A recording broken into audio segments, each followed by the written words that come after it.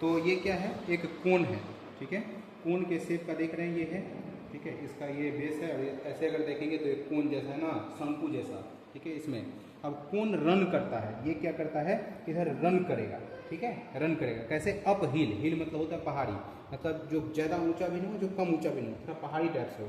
तो इसके लिए आप यहाँ पे देखिए, ये जो समतल हमारा प्लेन है, सरफेस है, प्लेन सरफेस, इससे ये थोड़ा ऊंचा है ना, ये थोड़ा ऊंचा, एक उंगली ऊंचा है, देख रहे हैं, और इसी में अगर एक उंगली और लगाएंगे तो 2 उंगली ऊंचा हो जाएगा, ठीक है। तो ये क्या है, इस प्लेन से थोड़ा ऊंचा है, ठीक है, इसीलिए इसको कहा गया है हील। क्या कहा गया है, इस सरफेस के लिए ये ऊंचाई, यहाँ इसकी ऊंचाई ये क्या है, हील है, ठीक है। और अप हील, ये ही जो है ऊपर चढ़ेगा। आप कैसे चढ़ेगा, सामान्यतः अगर हम लोग देखें किसी चीज़ को ऊपर चढ़ाते हैं तो नीचे से ऐसे चढ़ाएंगे तो ये नीचे ढलकता है, ऐसे है ना, पीछे, लेकिन हम इसको ऐसे भी कर रहे हैं तो ये वापस आ रहा है, देखो ये वापस आ रहा है, जबकि ऐसे जाना चाहिए इसको। ऐसा क्यों हो रहा है, ये इसी का कारण दिया है, the shape of a track, इस ट्रैक का शेप जो है, and pitch of the cone, इस कोन का पिच जो है, आर सच दैट, ऐसे है कि इसका centre of mass of the double cone is at its lowest point, इसका लोएस्ट पॉइंट जो है ये हमेशा सेंटर ऑफ मास चेंज हो रहा है, लेकिन फिर भी वो कांस्टेंट है, ठीक है। ऐसे यहाँ पे ये बार बार ऐसे होगा।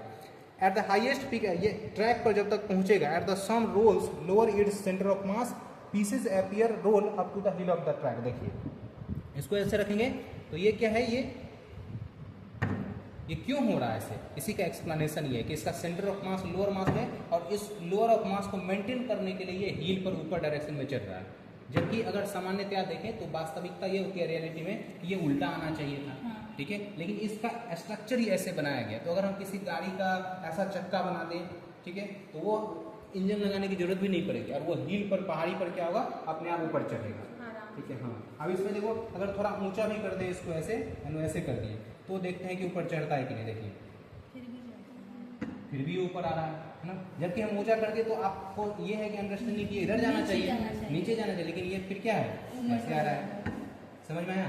तो यही आज का प्रयोग था, उसी को कहा गया है corn run up hill, just because of gravitation. तो ये ग्रेविटेशनल इफेक्टिविटी है, और इसी के बारे में आपको ये प्रयोग दिया हुआ है, ठीक है। ये पहला प्रयोग था, इसका उद्देश्य ये था, दृष्टि भ्रम, मतलब देखने में भ्रम हो सकता है, गुरुत्वाकर्षण के बीच के संबंध की आसानी से कैसे समझते हैं, ये एक्सप्लेनेशन दिया हुआ है। इसे इंस्ट्रूमेंट का नाम है, ये वी ट्रैक का शेप है, ठीक है। उपकरण का प्रयोग कैसे करते हैं, नीचे नहीं समझते हैं, ये घूम कर